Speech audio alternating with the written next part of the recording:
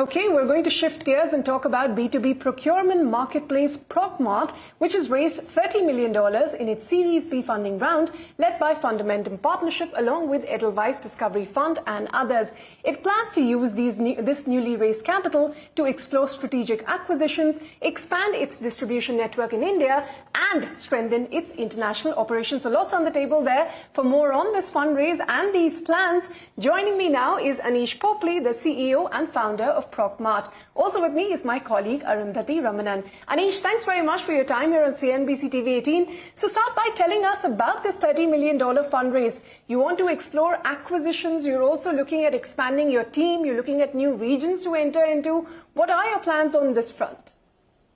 So basically, this fundraise has basically been deployed in three major areas, as you rightly said, right? So we are in the industrial product category. So we deal in both standard and non-standard products.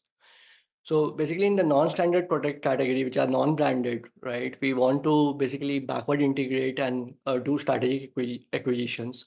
So we want to acquire manufacturers and large distributors in this space so that we can have a complete supply chain with us and provide the benefits to our end client, which are the large enterprises. Secondly, last year only, we have basically started operations internationally, right? We have started in Indonesia and Malaysia. So we want that in the next 3 years, our revenue from the international operation is 20% of our total revenue. So we want to make sure that we deploy resources there and put some funding efforts there to make sure that we grow at a very faster rate. And thirdly, we want to basically put resources in the tech side of it, where we are seeking that AI and ML will be the game changer in this manufacturing industry. We are currently working with around 70 enterprises. So we have a lot of data on the MRO front. So with each of the clients, we are working with around 15,000 to 20,000 SKUs.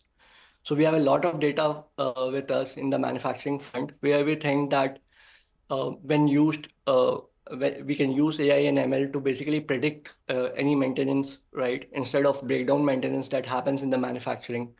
So this will help the organization to basically be more efficient. Absolutely. Hi, Anish. Arundhati here. Just to pick up off of the point that you were speaking about your clients, you also have plans to expand your client portfolio beyond MRO consumables, right? So you want to target newer industries like biofuel and packaging. So tell us a little bit about your plans there.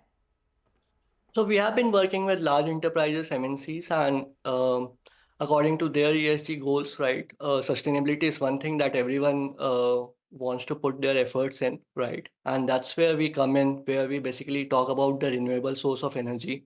Instead of basically using coal, we can use biofuels, right? Briquettes, which can basically help the boiler run, right? So large enterprises like PepsiCo, Unilever, we are supplying briquette to them and making sure that they are using it for their renewable source instead of coal, right?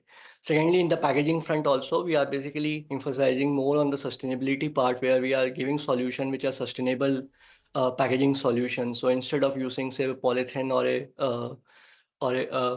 or plastic, we are basically asking them to use paper bags, right? We are basically helping on the microns that are basically the government norms also are coming on in that. So we are making that sure that the large enterprises are becoming more sustainable for their future growth. Okay. Anish, briefly, I read from your investor statement that the company has been growing at 100% year on year, and you've been profitable for the last 3 years. Give us a sense of where you're at currently with your sales, with your revenue, and projections for profitability continuing going ahead. So if you see from the FY22, where we were around 100 CR, in FY23, we were 208 CR, and this year we have tripled our revenue. So FY24, we have closed at around 625 CR. So we have been growing at we have been doubling our revenue, and last year we have tripled our revenue. And all this when we are PAT positive, right? So we are not even EBITDA positive, we are PAT positive in that sense from the last 3 years. We want to have this growth trajectory in the same way, making sure that we are profitable in the journey, because we think that in B2B, profitability is something that is very important if we see on the transaction side of it.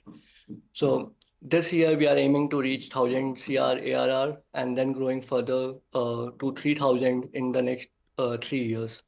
Right, so 1,000 crore ARR, that's the target you have right there. But we also understand you have about 70 clients at the moment from, you know, like the likes of Colgate to Cadbury. So how many new clients are you adding each year? So we are adding almost 30 clients every year. That's our thought process. Because these are large enterprises, it takes time, and we want to make sure that once an enterprise come in, right, we work with them very closely. The good part about us is we have 100% retention. So any client who has joined us in, say, in 2017, 2018 have been with us and have a long journey with us.